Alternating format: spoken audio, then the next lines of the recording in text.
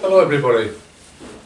Given that anybody is going to be watching this eventually, we're at Nigel's flat. We're going to do a follow-on from an earlier discussion between myself and Trey about trauma and how we could possibly articulate to other people the kinds of feelings around trauma, the emotions that it evokes, but also on a positive note where you can look at things that will help the trauma, help you to accept that you're always going to live with that, it's not going to go away, but people can function and have reasonably comfortable lives. You're going to have highs and lows, but that's just the nature of life basically.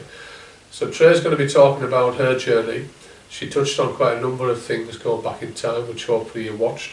And we're now going to look at what she's doing now, where she is now, in relation to her trauma. And we're going to attach that to health and well-being because she's made quite a lot of progress physically, mentally, with confidence, self-worth, etc. All the kinds of things that we hope we can articulate strategies to yourselves that you can encompass into your own lives and maybe adapt accordingly. So I'll pass you across to Trey. Yes, my journey, that's been quite a fun and difficult one. The last time we touched on this, it was in a podcast. We'd only done podcasts previously talking about the trauma. And she'd forgot the machine to do the podcast. Well, yeah, so we do the video instead. Just mention that, sorry. It's not on. Yeah, fine. Deal with it. No, it's all right.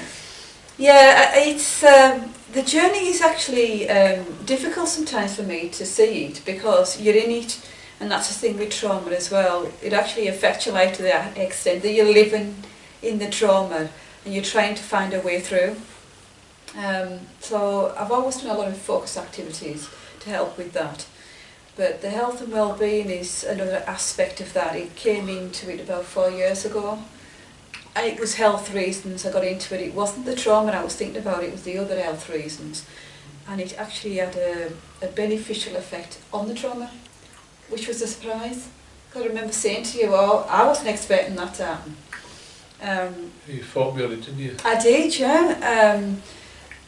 Doing physical exercise for whatever reason you can start with, whatever type of exercise it is that's beneficial for you physically, did have a benefit on me emotionally and mentally, and did help me have a stronger way of dealing with the trauma, because the trauma basically nearly had me on my knees.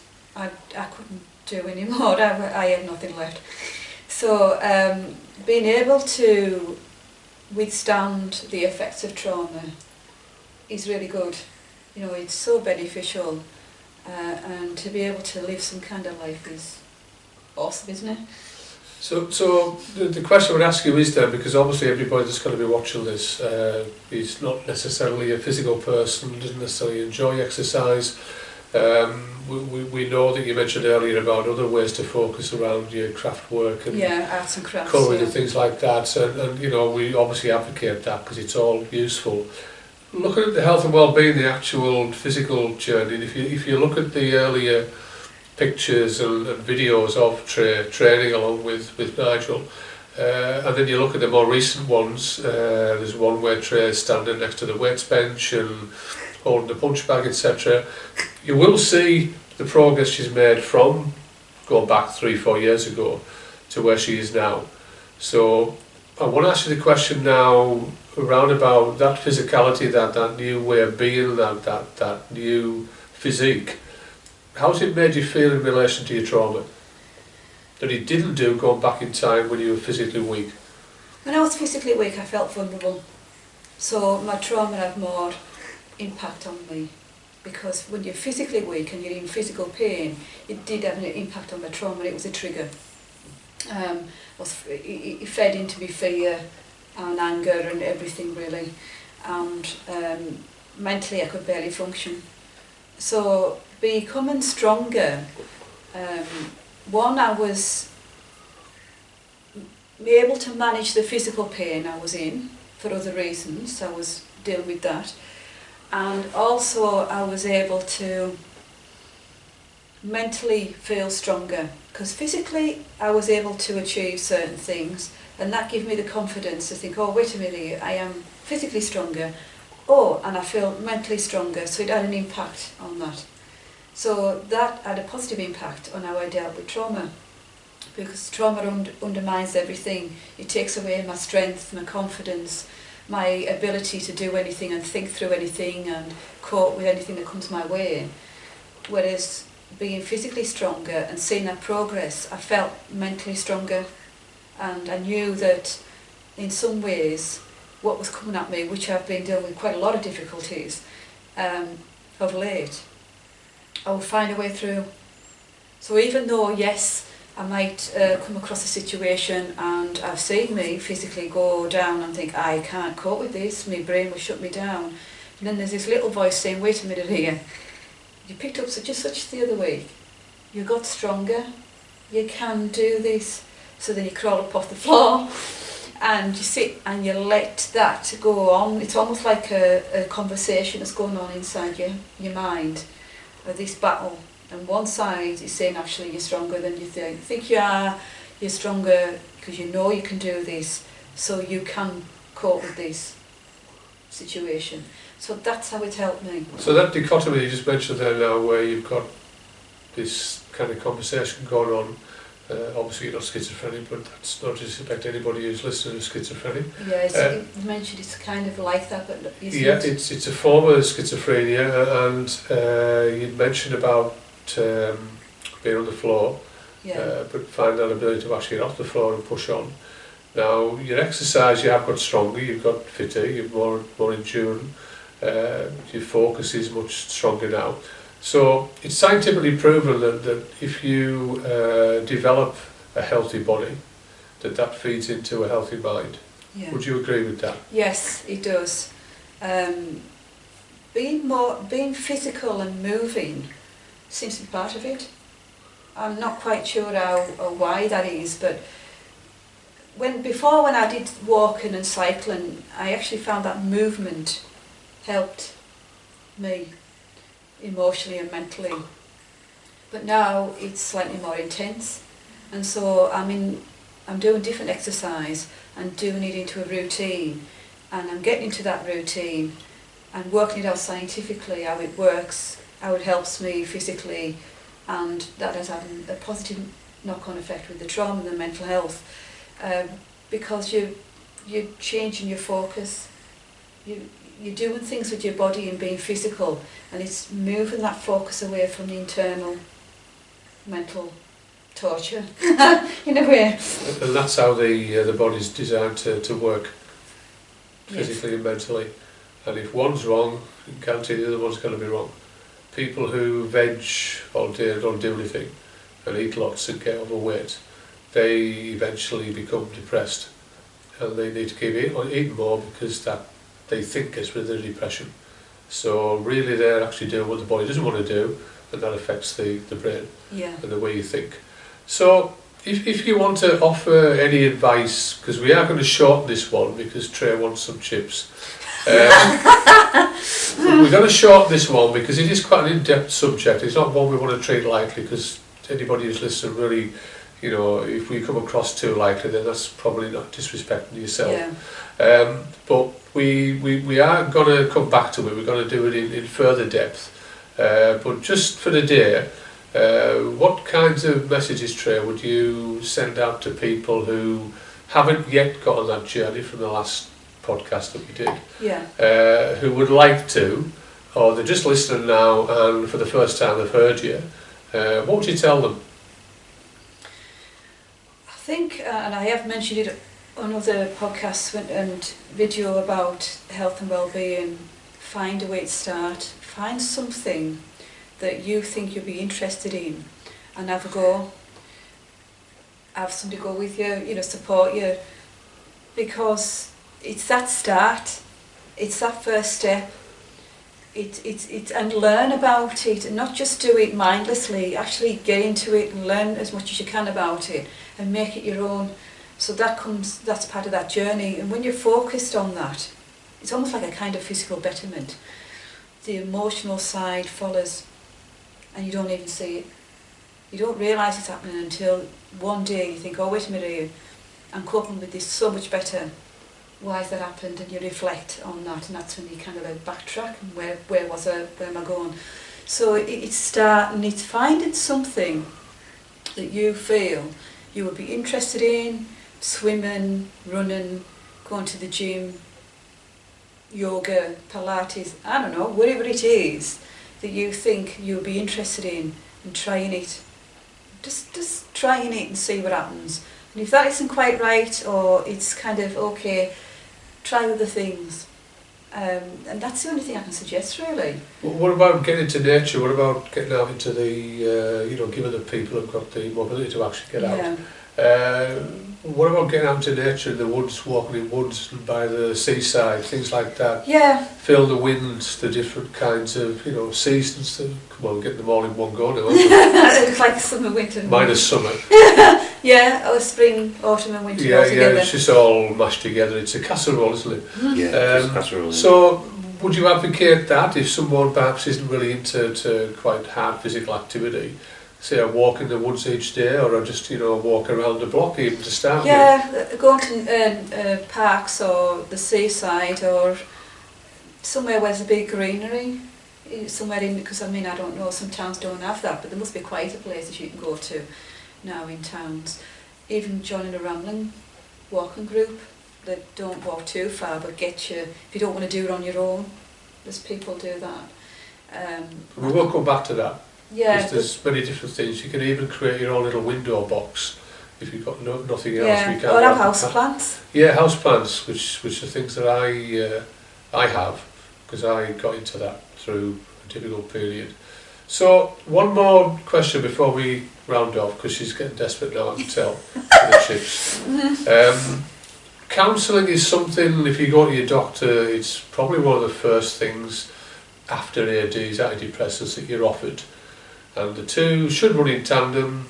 The ADs, the antidepressants, should be for a short period, because most people tend to stay on them, and then it becomes literally invalid, because it's just there, you take it's literally placebo, you think you feel okay, but actually it's not really benefiting you. In the first stages, it can get you out of crisis, and I would advocate that.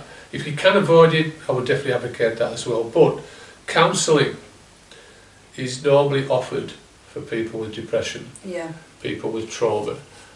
Now, you've been down that route. Yes, There'll I'm be actually in that route. In that route, yeah. People will be listening to this who've considered or been advised to go for counselling. What are your thoughts on that in relation to trauma? It's slightly difficult for me because of my situation, where I live, and my living situation. It's impeding my counselling, and that's because I'm in a situation where I'm living in an environment that's not necessarily fully safe, at least emotionally. So the counselling that I could possibly go down the route of for trauma, it is sticking. It's a sticking point. If you're in an environment where you're safe and you can go forward for CBT counselling, that's one route, which I'm trying. CBT, by the way, folks, he's trying to be clever now, is cognitive behavioural therapy. I always forget all the It's full fine, Trent. She's also got dyslexia. Well, yeah, it's too big a word for me. But it works. It will probably work better if you're in a safer environment. I'm not in a safer environment at the moment, and I'm working towards making that better. But because of that, I am struggling with that process, because you have to be in a safe environment to be able to look at the elements of trauma and where it comes from, because that's how CBT works. If you aren't in a safe environment, you can't manage the effects of that. And because of that, that's where I'm stuck at. However, I am able to do self-soothing and grounding and focus stuff, which I'm very good at. So I'm working towards my strengths. So this counselling is quite good if they work towards your strengths at any point in time. And I think it's worth that, doing that.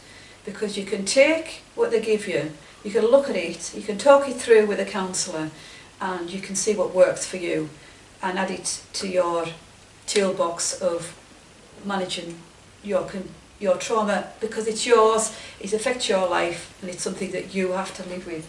So you would say that you don't just go to, I mean, it's difficult anyway, people out there, because just that first step, there's a counselling charity now that Trey attends called First Steps, and I would strongly recommend them. They're a really good charity. They obviously, like any charity, they do the best they can to keep functioning, because funding is not massive, but they're probably the only ones, the major ones in this area now. Yeah. When you take that step, you decide you want to go, as Trey said, don't go cap in hand expecting the counsellor to answer all the questions you've got, or heal all the wounds you've got.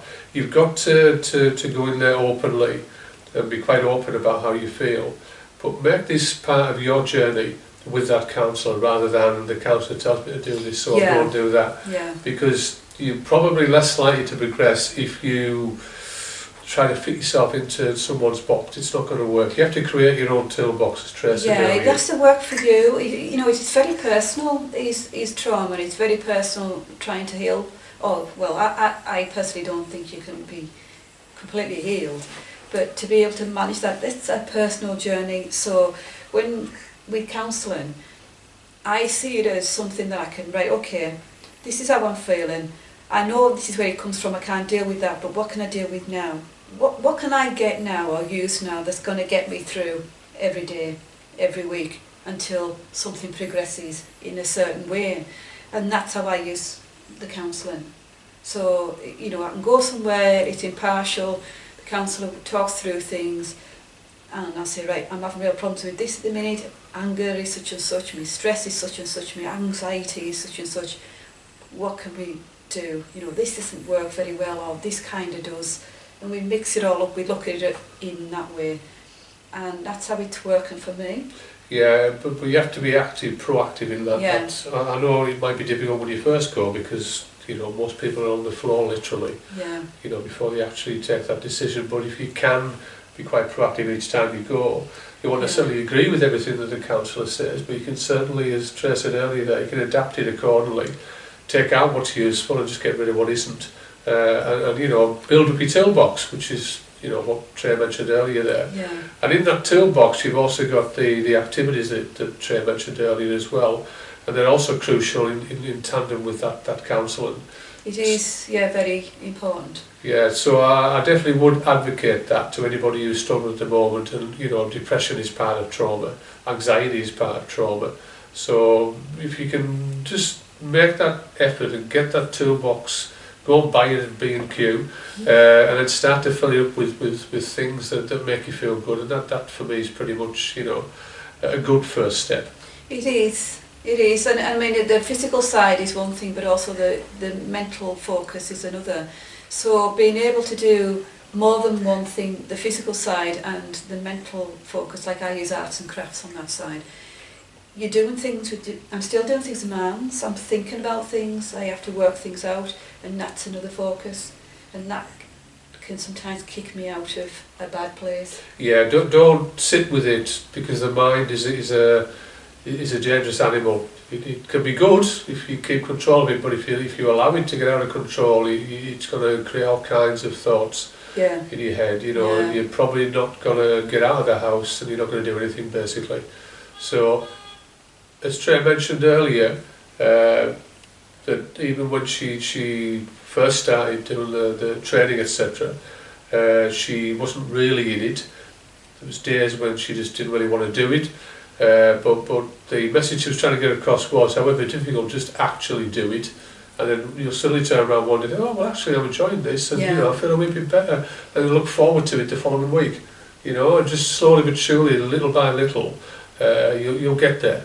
I believe anyway. Yes, definitely. I mean, you're surprised now that you start enjoying something when you see the benefits, and then you start doing it more. You find ways to adapt it so it's even more enjoyable and more benefits. and it's not obsessional. It's a betterment of yourself and feeling better about yourself, and I mean that has to be a positive. Absolutely. Now we're going to round off now, but we're actually in Nigel's flat doing this video cast.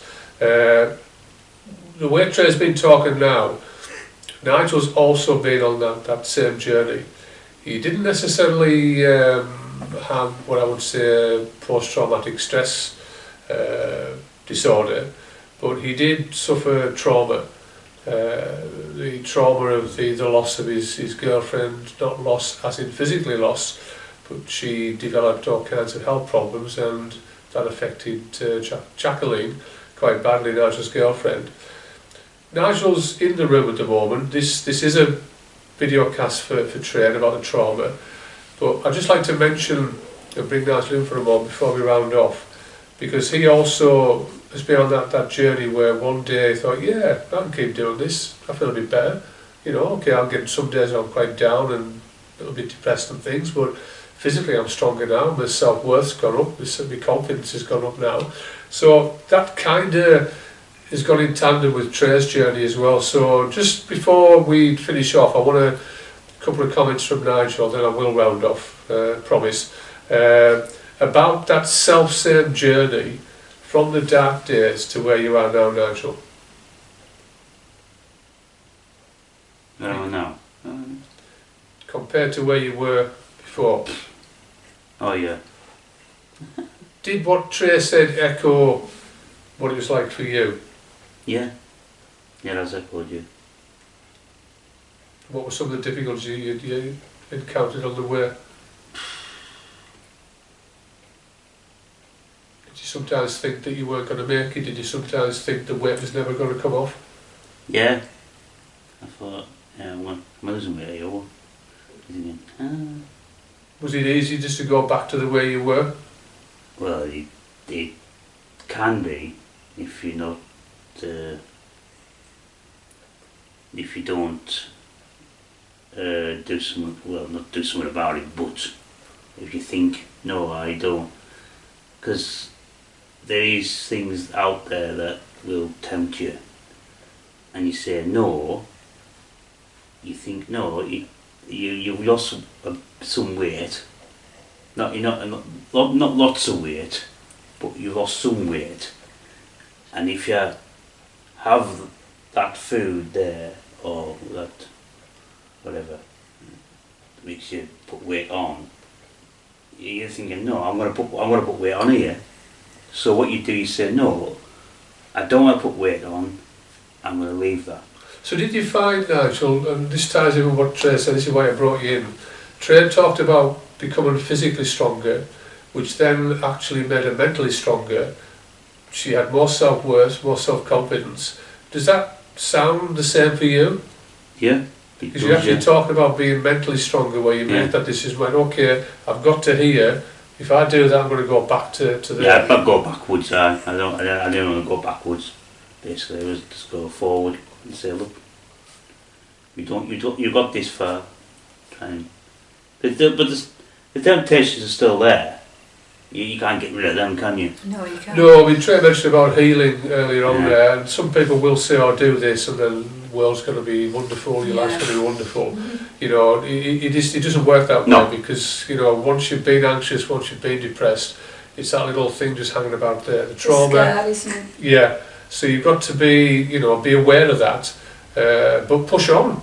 Yeah. And I think that pretty much reflects you two's journey, because you have pushed on.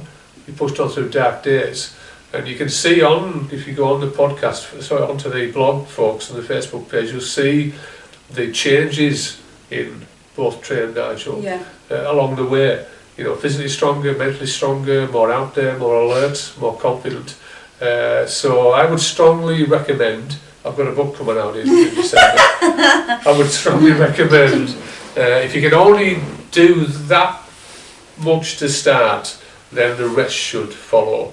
And I think we're going to round off. Do you want to any comment, Trey? Because this was originally your podcast, videocast. Well, no comments really. More else we'll be returning to these, and I kind of hope that the difficulties I've faced, because this has not been easy, and I don't want it to come over as being dead easy, because it hasn't been easy, and I would like to sort of go into that at some point, just how hard this has been. But I hope it gives people the idea or the motivation to think, oh, wait a minute, even though it's not going to be easy, it can be done.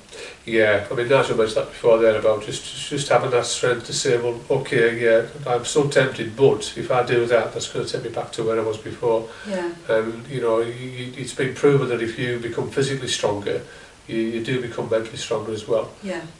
So, just one comment before we finish, folks, unless Nigel's got a comment before we go. No? Can't think of Because the anything chips now. are obviously... The chips are I'm calling. going to say I can smell them now, but I can't. Trey mentioned earlier there about she used to cycle now. What she called cycle was, I think, from, was it Seaton to... Where did you work? Westfield. Yeah, And back. so it was, I know, it wasn't like... it was approximately how many miles, Trey?